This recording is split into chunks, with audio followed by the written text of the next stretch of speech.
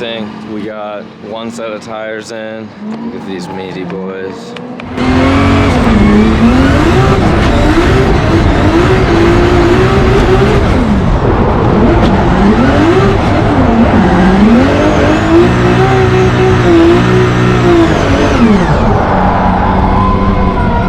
What we were doing today is going over the changes that we had made. We had made some changes to the front, but more so we had gained a little bit of travel in the rear, just about an inch or just under an inch of travel in the rear. Reinharte had built some new, I think I showed you guys, some new top hat to the coilover so that it now comes up inside the body of the car a little bit and gives us that extra amount of travel with a different shock body inside and down there too. A little bit different, kind of custom just for my race car so that we could make a little bit more travel so that we can utilize every bit of the grip that these tires have to offer. And before, they were creating so much grip, and then the spring rate we were running, they just kind of bottom out and then you lose traction. So the idea was to raise spring rate, which we could have done with less travel anyway, but then you still are limited a little less than 3 inches of travel that we would have had. So now we have 3.5 inches of travel, or 3 3/4, somewhere around there. Still doesn't sound like a lot, but it's plenty in the drift car. And then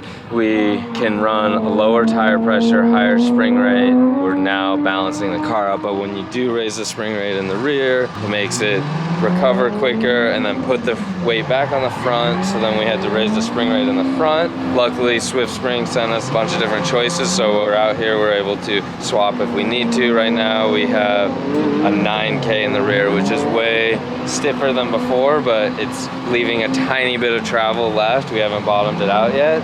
We're gonna also try an 8K, I'm assuming, in a little bit here, but we're just still dialing in the 9K. And then the front, we were at a 22 before, and we put a 24 in here. That is kind of what we did. We also made a change to the WiseFab a little bit. On the WiseFab, you got choices of where your shock is gonna mount, 1, 2, and 3. But before, number 3, the most inside choice was about here. So what we did is cut this down here and re-weld it, and we pushed everything this way, like closer into the chassis, so that there's more room here, because what we were doing is interfering with the coilover and the upper control arm if we would add too much caster and camber. 28, 27. Bigger one on top or smaller one? I think it's bigger one on top. So hold on, we gotta work on that gear thing. So then we did that. We got it so that it does not interfere. Now we're making a gear change. You can look at the chart right here. We're going higher number, right? So the big one on the top. What gear ratio was that? 427 or 397? It's that split. It's a lot of changes all at once for someone to be kind of adapting to. It's like makes your car feel different. Differences I was feeling in the car is it's stiffer, doesn't like lean back as much, doesn't roll side to side as much, but at the same time it felt like it had more grip in a way. It's hard to describe that because it's like you would think it's not leaning back and digging, but forward acceleration was equal to or better than before. You aren't feeling it in your body like when it leans back, which I don't necessarily like that it doesn't lean back, but because I'm used to that, it's driving better. And then it was sucking up the bumps better with how we set up our high and low speed, the rebound. But one thing I did notice that was really odd was like the steering would get heavy. Like if I came in really hot and then I throw it back the other way and I off gas for a second as it rotates back on gas, and then if I needed to make any form of correction, the steering felt like it's really hard to like get it, line everything up. I kind of turned up the pressure on the pump a little bit on the rack. It felt better the second time out, but then we were thinking, okay, we're in too high of a gear, or if I'm in fourth, downshift to third, it had too much wheel speed, so we're gonna reduce that a little bit and dial in the wheel speed. Then we're gonna mess with everything on the suspension side of things again, see if we can get it where it feels comfortable, so I can just repeat hot, fast laps here and do some decent lines and see how it feels and how fast it is. Looks like we're making progress. It's just slow chip away at the little details today though. Ooh.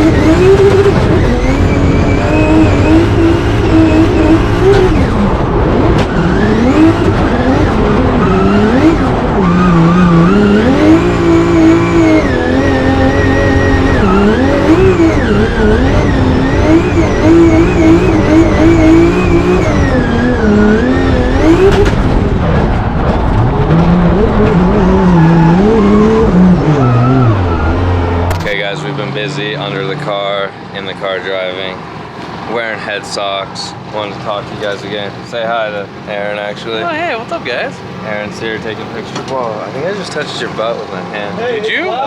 Did you grab my butt? The cool thing about titanium exhaust, yeah, I touched his butt on accident. Cool thing about titanium exhaust, they don't stay hot, do they, Mark? Tycon.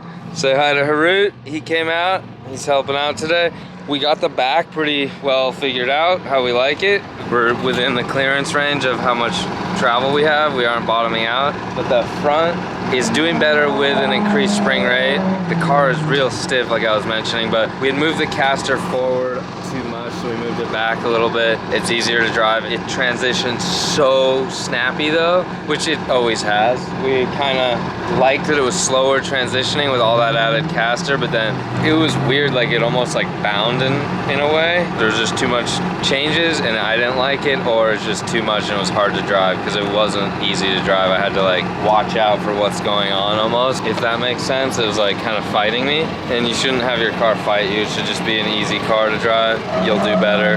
That is where we're at right now. We had the car up, we're checking like nut and bolt stuff, we're checking a couple things, and then we're checking the drive shaft. We heard a noise, so I was like, don't want anything to break. We have a couple sets of tires left. We're also gonna get you guys a new picture of the car for the trailer. That's gonna be cool, so that's what Aaron's doing here. We're gonna go back out there. We'll try and get a little bit of video on this camera for you guys, and we got some onboard footage for you as well. Progress though, so that extra inch, like we talked about last video, that extra inch helps. Everyone could use the extra inch, right guys? Hey, well, always the extra inch.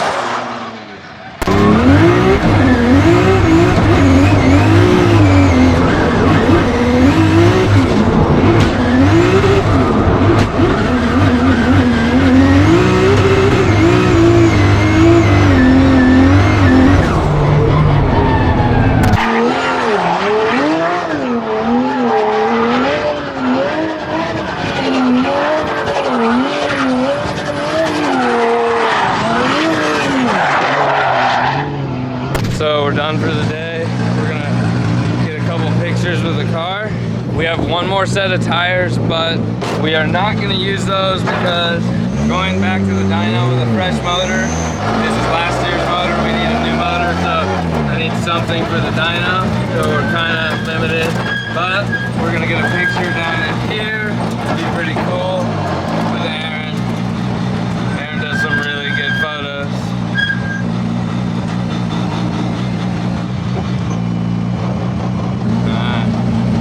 Cars, they're addicting, guys. We got Taka teaching some students.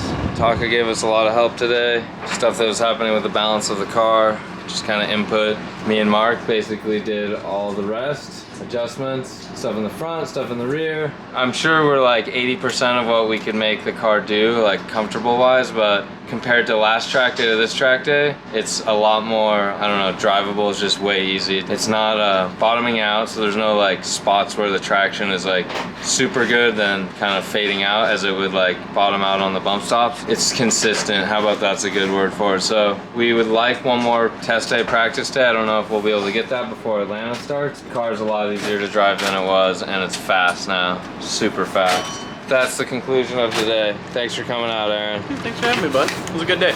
Good day. We're gonna load the car in and we will see you guys next time. Talk to you later. Bye!